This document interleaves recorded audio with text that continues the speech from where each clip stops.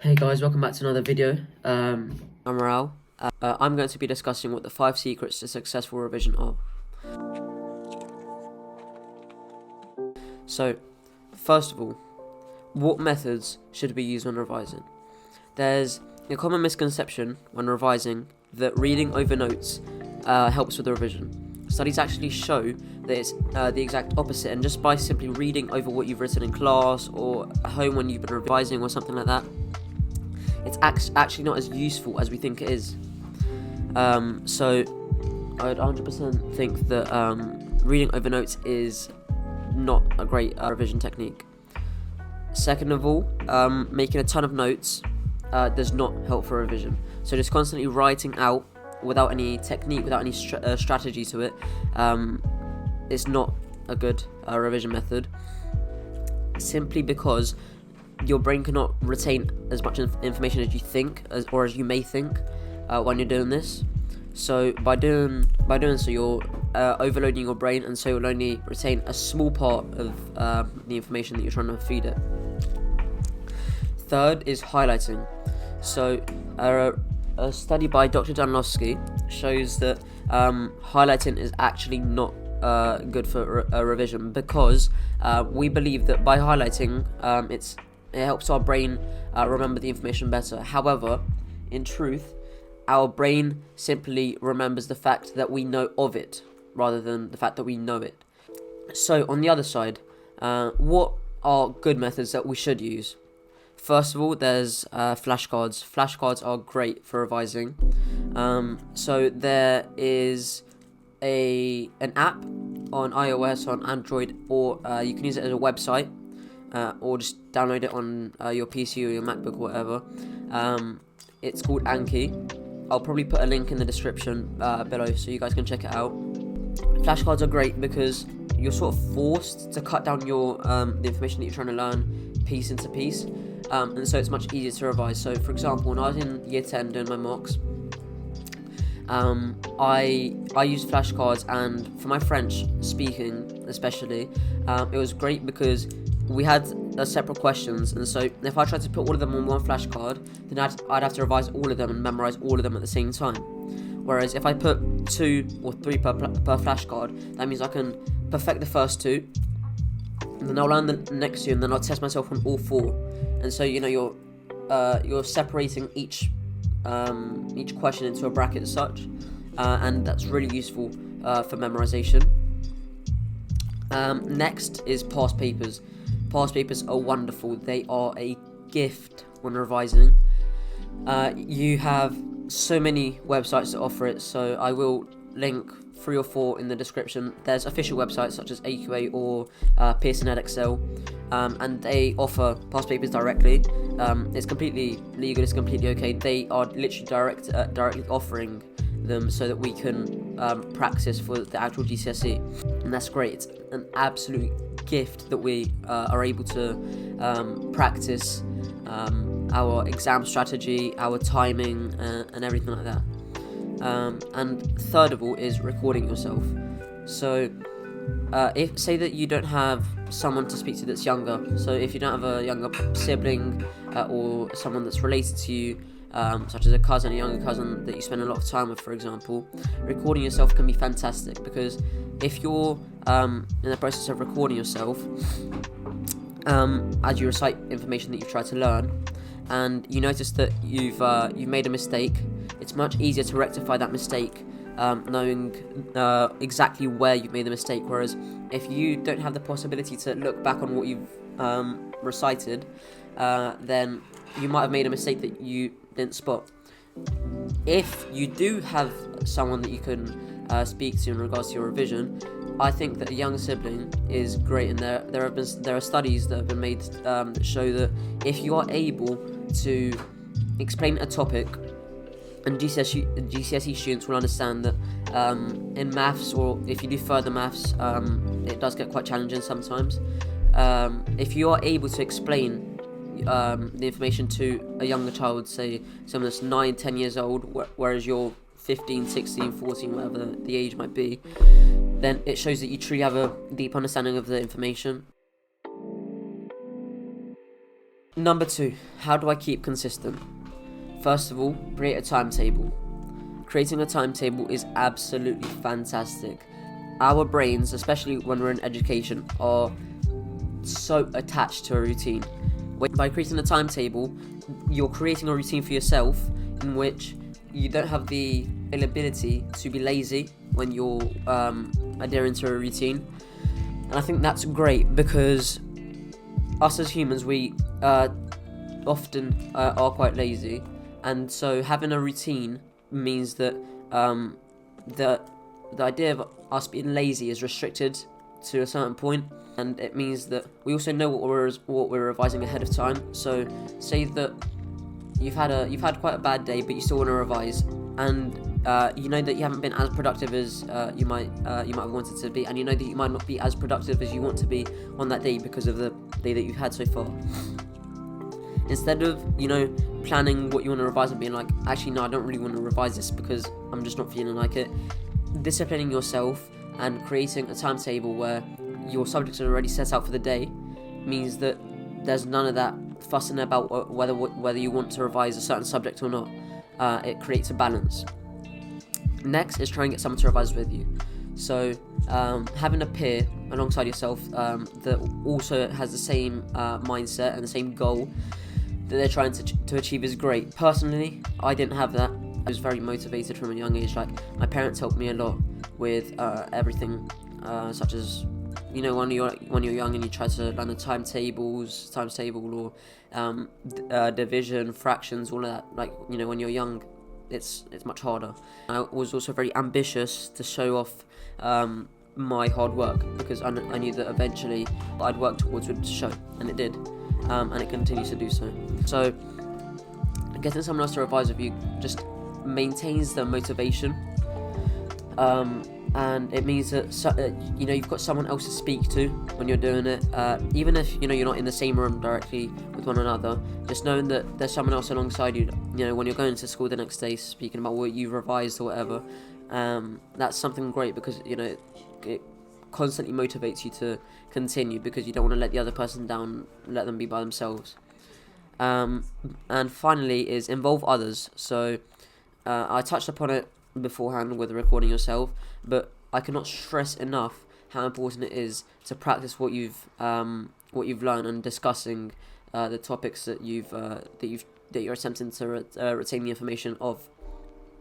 It's great, even someone older than you trying to explain the topic, especially like if you have foreign parents and they're not fluent in another language or something, to try and create a train of thought in regards to the topic rather than just reading off your iPad or your phone or whatever. So that's great.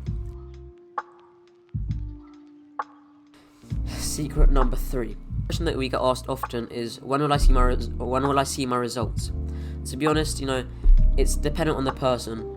None of us are the same, and so sometimes you're impatient to see the results that you've had. But it's the same as going to the gym, for example. Going 2 times doesn't mean that you'll see your abs or massive muscles or anything like that.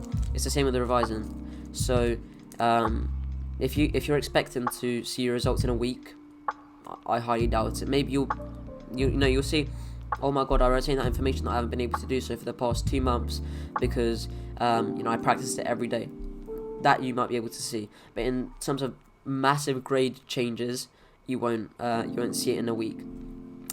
Revising over time, so if we were to say 2, 3, 4 months, then you will start to see an impact. And I'd say between 3 and 6 months is when you see the greatest change in your grades, because after that you start to be quite consistent with your with the level that you achieve. So it's really dependent on the person. Of course, the dedication differs per person. So if you're disciplined enough to continue every day to revise a certain amount of hours, or advancing your time because you feel like that hour is not enough for you to continue advancing at the same rate, and that's a different story, right? But I think that, of course, because our motivation and our dedication differs, we cannot put an exact timestamp on how long it will take to see the results. But patience is key, because we're all different. So like I said earlier when I was speaking about involving others and trying to get someone else to revise with you, if you see that they've got their results quicker, then it means that either their brain works differently to you, which is very, very likely, very common, and perhaps they've just worked harder, to put it simply. And it's a reality that we have to face. Rather than being idealists, it's better than that we face reality in terms of how much we revise and the dedication that we put into what we do. How much time should I spend revising? So this is a question that a lot of my friends ask me, because they've seen my grades, and they want to know how I've achieved them, how much I revise, etc. And I say to them, at the start, don't overstudy, because overstudying can lead to us burning out, and I'll touch upon burning out later. But yeah, at the start we shouldn't overstudy. Even an hour, 30, maybe 45 minutes an hour, which should be more than enough a day. And constantly rotate your subjects throughout the week, throughout the month. And I think that if you spend that hour productively, then you will see better results than doing 2 hours and spending 45 minutes mucking about. So that's my advice. Don't overstudy at the start. For me, Gradual Increase worked like a charm. So at the start I'd revise 1 hour, an hour and 30 a day, and then I'd advance it to 2 hours, 2.5 hours, and this was like off season in regards of exams. So I was revising 1-2 hours, and I think that's ideally where you'd want to start. You wouldn't want to go over the 2 hour limit because you burn yourself out very quickly. But during exam season, and it happened with the year 11 mocks not even a month ago now, I was revising 4 hours a day, give or take, because there's so much information that you want to retain that you feel like 2 hours isn't enough. 1-2 hours is not enough for you to be able to retain all of that information. So gradual increase is key, and I'll touch upon it later. Burning out is a risk if you overstudy. So burning out is basically where you study so much that you completely lack motivation. You feel very fatigued, very unmotivated, and we don't want that, right? So if say that you're starting year 10, and I know a lot of you will be at the beginning of year 10, or you'll be in year 9 and you want to get a head start of others, and even if you're in year 11, it's the same concept. Burning out is a risk, because if we overstudy, then we lack motivation, we feel very tired, right? So revising an hour a day doesn't create a great impact on our physical and mental state. It does, however, improve your ability to retain information. So burning out is a risk when you're revising, and so you should try and be careful. Number 5. So another common question is, what about exam pressure? So when you're in exams, there's a different circumstance. So how can we prepare for it? And to put it simply, you can't. When you're in an exam hall, the circumstance is much different. You feel the pressure mounting, and the silence is sort of deafening as such, because you have 200, for example. I had 200 or so students alongside me in the exam hall in July and in November. And in November I managed to adapt to it much better, because I'd gotten used to the circumstance from July and constantly revising at home. But there are certain things that you can do to try to prepare yourself for it. So first of all, when doing exam past papers, try to do them in exam conditions. So what I mean by that is, if you have your phone next to you or your iPad or whatever, turn it off. Like, I'm not saying go on do not disturb, because you'll still be tempted. Completely turn your phone off. Power it off, because then you don't have the constant want, and some people would class it as a need to access your phone. Look at what messages I've got and all of that. So shutting your phone down means that you can fully focus on what you're doing, the exam paper, and it also means that you can't cheat. So like, say in maths, if you don't know what a certain subject is, you might quickly search it up on your phone and be like, oh my god, yes. But in the exam, you won't be able to do that, right? You won't be able to, access your phone and be like, oh yeah, I remember this topic. Let me write that down quickly. It's in the moment what you know. So doing them in exam condition and turning your devices off is great, and it does help a lot.